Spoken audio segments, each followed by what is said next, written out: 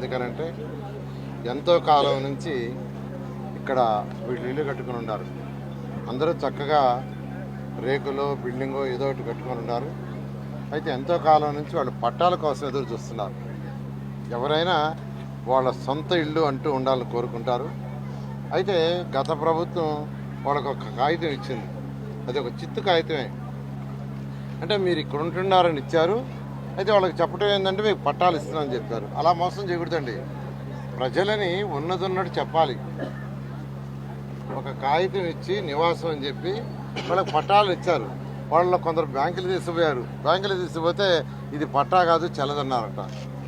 ఎందుకంటే 2024 ఎలక్షన్స్ ముందు నేను ఇక్కడికి వచ్చా. ఇక్కడ వీధి తిరిగా. నా దగ్గరకు వాళ్ళ కాగితం తీసుకొచ్చి, సార్ ఇది పట్టా అని ఇచ్చారు, ఇది పట్టా కాదంట చూడండి అని. దాంట్లో నివాసం ఉంటున్నారు ఇచ్చారు. అయితే వాళ్ళందరూ మాకు పట్టాలు ఇప్పించమని అడిగారు.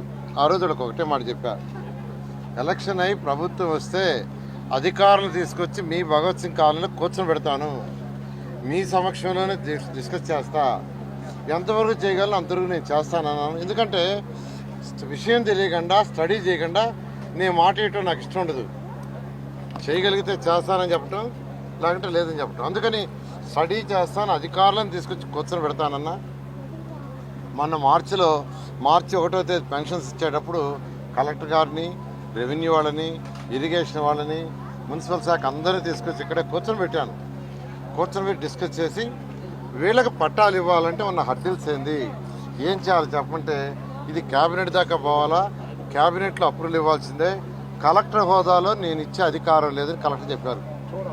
పట్టాలు ఇవ్వాలంటే, దీనికి భగత్ సింగ్ కాలనీకి పట్టాలు ఇవ్వాలంటే కలెక్టర్ హోదాలో నేను ఇవ్వలేనండి, క్యాబినెట్కి తీసుకుపోయి క్యాబినెట్లో అప్రూవ్ కావాలంటే దాని మీద ఎక్సైజ్ చేసి అటు రెవెన్యూ శాఖ, అదేవిధంగా ఫైనాన్స్ డిపార్ట్మెంటు, ఇరిగేషన్ డిపార్ట్మెంటు, మంత్రులతో అధికారులతో మాట్లాడి వీళ్ళందరి దగ్గర చేయించి ముఖ్యమంత్రి దగ్గరికి ఫైల్ పంపించి నిన్న ఉదయం అప్రూవల్ చేయించి నిన్న క్యాబినెట్లో పెట్టి శాంక్షన్ చేయించాం.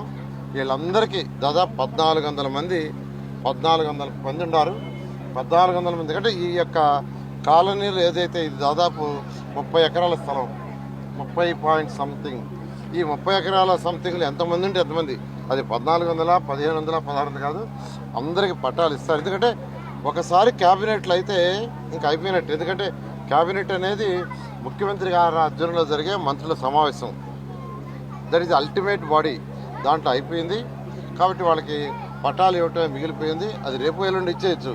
కానీ ముఖ్యమంత్రి గారి చేతుల మీదే, ముఖ్యమంత్రి గారిని రిక్వెస్ట్ చేసి పిలిచి ఇక్కడికి తీసుకొచ్చి వాళ్ళ చేతుల మీదే వచ్చే నెలలో మొదటి వారంలో కానీ రెండో వారంలో కానీ పట్టాలు ఇస్తాం. నేను ఒక్కటే చెప్పేది, నిరుపేదలకి సంక్షేమం చేసే ప్రభుత్వం తెలుగుదేశం ప్రభుత్వం. మాటల ప్రభుత్వం కాదు. ముఖ్యమంత్రి గారు ఒకటే అంటారు, ప్రజాక్షేమం, ప్రజల సేవే మన సేవ. కాబట్టి ప్రజలకు ఎట్టి ఇబ్బందులు చేయమంటారు. నిన్న యాక్చువల్ క్యాబినెట్లో అయితే ఒకటే చెప్పారు,